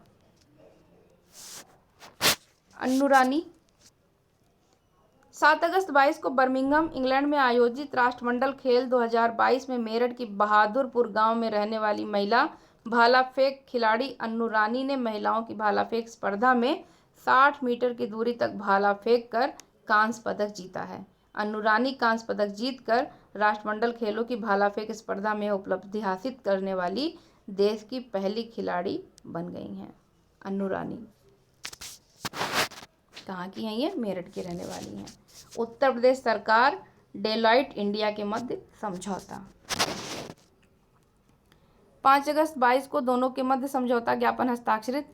इस समझौते के तहत उत्तर प्रदेश सरकार राज्य की अर्थव्यवस्था 1 ट्रिलियन अमेरिकी डॉलर तक लाने के लक्ष्य को प्राप्त करने हेतु डेलॉइट इंडिया को सलाहकार के रूप में नियुक्त करेगी। इसका लक्ष्य कितना है? 1 ट्रिलियन अमेरिकी डॉलर। गगन कुमार पासवान कौन है? ये गौतम बुद्ध नगर में तैनात पुलिस कांस्टेबल हैं। नीदरलैंड के रॉटरडम में आयोजित विश्व पुलिस और फायर गेम्स 2022 में इन्होंने कांस्य पदक जीता है। गगन ने यह पदक बैडमिंटन की पुरुष युगल स्पर्धा में भारतीय मूल के सुनील दहिया के साथ जीता, जो न्यूजीलैंड पुलिस में कार्यरत हैं। भारत नवाचार सूचकांक 2021 21 जुलाई 2022 को इस सूचकांक के 3य संस्करण को नीति आयोग द्वारा जारी किया गया। सूचकांक में उत्तर प्रदेश को बड़े राज्यों की श्रेणी में रखा गया है। उत्तर प्रदेश की जो स्थिति है उसमें इनेबलर संदर्भ में 11वीं रैंक है और प्रदर्शन संदर्भ के घटक में 5वीं रैंक है और समग्र में 7वीं रैंक है। बुंदेलखंड एक्सप्रेसवे, ये सब हम लोग राष्ट्रीय में पढ़ चुके हैं। 16 जुलाई 2022 को प्रधानमंत्री नरेंद्र मोदी ने उत्तर प्रदेश के जालौन जिले की उरई तहसील के कैथेरी गांव से बुंदेलखंड एक्सप्रेसवे का उद्घाटन किया है। विदित हो कि प्रधानमंत्री द्वारा 29 फरवरी 2020 को इस एक्सप्रेसवे का शिलान्यास किया गया था। इस एक्सप्रेसवे के निर्माण से बुंदेलखंड क्षेत्र आगरा लखनऊ एक्सप्रेसवे, यमुना एक्सप्रेसवे के माध्यम से राष्ट्रीय राजधानी क्षेत्र दिल्ली से जुड़ गया। इस एक्सप्रेसवे का निर्माण उत्तर प्रदेश एक्सप्रेसवेज औद्योगिक विकास प्राधिकरण यानी यूपीडा द्वारा किया जा रहा है और इसकी कुल अनुमानित लंबाई कितनी है? 296.070 किलोमीटर। गौरतलब है कि इस 4 लेन वाले एक्सप्रेसवे का निर्माण लगभग 14,850 करोड़ रुपए की लागत से किया गया है। भविष्य में इसे 6 लेन तक विस्तारित किया जा सकता है। इसका प्रारंभ स्थान जनपद चित्रकूट में राष्ट्रीय राजमार्ग 35 पर भरतकूप के निकट एवं समाप्ति स्थान जनपद इटावा के ग्राम कुदरैल के निकट है। यह एक्सप्रेसवे जो है वो 7 जिलों से होकर गुजरेगा। हम पढ़ चुके हैं, फिर भी देख लेते हैं। चित्रकूट, बांदा, महोबा, हमीरपुर, जालौन, औरैया और इटावा। गौरतलब है कि एक्सप्रेसवे के संरेखण पर पड़ने वाली मुख्य नदियों में बागेन, केन, श्यामा, चंदावल, बिरमा, यमुना, बेतवा और सेंगर शामिल हैं। NIRF इंडिया रैंकिंग 2022 15 जुलाई 2022 को केंद्रीय शिक्षा मंत्रालय द्वारा इस रैंकिंग को जारी किया गया है। राष्ट्रीय पढ़ने के बाद उत्तर प्रदेश पढ़ने का सिर्फ यही एक कारण था कि आपका रिवीजन हो जाएगा। देख लीजिए इसमें कौन कौन से संस्थान हैं। IIT कानपुर था 5वें स्थान पर। बनारस हिंदू विश्वविद्यालय को 11वीं रैंकिंग थी। अलीगढ़ मुस्लिम विश्वविद्यालय को 19वीं और IIT BHU को 29वीं और MIT विश्वविद्यालय गौतम बुद्ध नगर की 42वीं रैंकिंग है। किंग जॉर्ज मेडिकल यूनिवर्सिटी की 75 और बाबा साहब भीमराव अम्बेडकर यूनिवर्सिटी लखनऊ की 78 रैंकिंग है। और शिव नाडर विश्वविद्यालय कहाँ है? गौतम बुद्ध नगर में। इसकी रैंकिंग कितनी है? 94। ये भी हो सकता है कि विद्यालयों का नाम दे दे और जिले का नाम दे दे और कह दे कि आप सम्मिलित कीजिए। उत्तर प्रदेश आम महोत्सव 2022, इसका आयोजन 4 से 7 जुलाई कहाँ किया गया? लखनऊ में। उद्घाटन अवसर पर मुख्यमंत्री ने केंद्र सरकार द्वारा लखनऊ में स्वीकृत आम के मेगा क्लस्टर का भी उद्घाटन किया है। उत्तर प्रदेश में आमों की टैगिंग काकोरी ब्रांड के रूप में की जा रही है। ये इंपॉर्टेंट है, Kakori brand. National food security act के लिए राज्य रैंकिंग सूचकांक 5 जुलाई 2022 को राष्ट्रीय खाद्य सुरक्षा अधिनियम के लिए राज्य रैंकिंग सूचकांक जो है जारी किया गया। इस सूचकांक का प्रथम संस्करण है जिसे खाद्य एवं सार्वजनिक वितरण विभाग ने विकसित किया है। सूचकांक में सामान्य श्रेणी के अंतर्गत उत्तर प्रदेश ने 0.797 स्कोर के साथ दूसरा स्थान प्राप्त किया है। पहले स्थान पे कौन है? उड़ीसा। भारतीय विमानपत्तन प्राधिकरण उत्तर प्रदेश सरकार के मध्य समझौता कब हुआ है? 1 जुलाई 2022 को 30 वर्षों की अवधि हेतु सरकार के स्वामित्व वाले 5 हवाई अड्डों के संचालन के लिए यह समझौता हस्ताक्षरित हुआ है। इन 5 हवाई अड्डों में कौन कौन है? अलीगढ़, आजमगढ़, चित्रकूट, म्योरपुर, श्रावस्ती में स्थित हवाई अड्डे। उत्तर प्रदेश का पहला ट्रांसजेंडर डेस्क 23 जून 2022 को उत्तर प्रदेश का पहला ट्रांसजेंडर डेस्क पुलिस सहायता केंद्र लखनऊ पुलिस कमिश्नरेट के कैसरबाग कोतवाली में खोला गया है। इस सेल का उद्देश्य ट्रांसजेंडरों की शिकायतों की सुनवाई करने के साथ ही शिकायतों को 24 घंटे के अंदर निस्तारण करना भी है। QS वर्ल्ड यूनिवर्सिटी रैंकिंग 2023 8 जून 2022 को इस रैंकिंग के 19वें संस्करण को QS द्वारा जारी किया गया। उत्तर प्रदेश में स्थित IIT कानपुर ने 37.6 स्कोर के साथ 264वां स्थान हासिल किया है। 2022 में कौन से स्थान पे था? 277, इसलिए कुछ सुधार है। संत कबीर अकादमी और अनुसंधान केंद्र जून 2022 में उत्तर प्रदेश के संत कबीर नगर में स्थित मगहर में इस केंद्र का उद्घाटन किया गया है। मगहर कबीर का निर्वाण स्थल है जहां कबीर की मजार और समाधि मात्र 100 फीट की दूरी पर अगल बगल ही स्थित है। राज्य खाद्य सुरक्षा सूचकांक 2021-22 7 जून 2022 को केंद्रीय स्वास्थ्य एवं परिवार कल्याण मंत्रालय द्वारा इस सूचकांक के चौथे संस्करण को विश्व खाद्य सुरक्षा दिवस के अवसर पर जारी किया गया है। कौन सा संस्करण है ये? चौथा है। इस सूचकांक में उत्तर प्रदेश को बड़े राज्यों की श्रेणी में रखा गया और उत्तर प्रदेश ने 54.5 समग्र स्कोर के साथ 8वां स्थान प्राप्त किया है। नेक्स्ट देखते हैं पंडित दीनदयाल उपाध्याय किसान समृद्धि योजना। जून 2022 में उत्तर प्रदेश सरकार द्वारा राज्य में बीहड़, बंजर या जल भराव क्षेत्रों के सुधार एवं उपचार हेतु इस योजना को वर्ष 2022-23 से 2026-27 की अवधि तक क्रियान्वित करने का निर्णय लिया गया है। नेक्स्ट है 38वीं राष्ट्रीय पुलिस प्रशिक्षण संगोष्ठी का आयोजन कहाँ किया गया? गाजियाबाद में। इसका आयोजन पुलिस अनुसंधान एवं विकास ब्यूरो द्वारा किया गया है। कब से हुआ है ये? 2 से 3 जून के बीच में। इसका विषय देख लेते हैं, पुलिस प्रशिक्षण में उत्तम कार्य प्रणालियों का साझा करना। मैडम तुषार संग्रहालय, जून 2022 में उत्तर प्रदेश के नोएडा में इस संग्रहालय की शुरुआत की गई। यह संग्रहालय DLF मॉल में स्थित है। वर्ष 2017 में भारत ने पहली बार इस संग्रहालय को कनॉट प्लेस दिल्ली में खोला था। नेक्स्ट है, पटवाई में देश का पहला अमृत सरोवर 13 मई 2022 को ग्राम पंचायत पटवाई में देश के पहले अमृत सरोवर का उद्घाटन किया गया है और यह रामपुर जिले में स्थित है।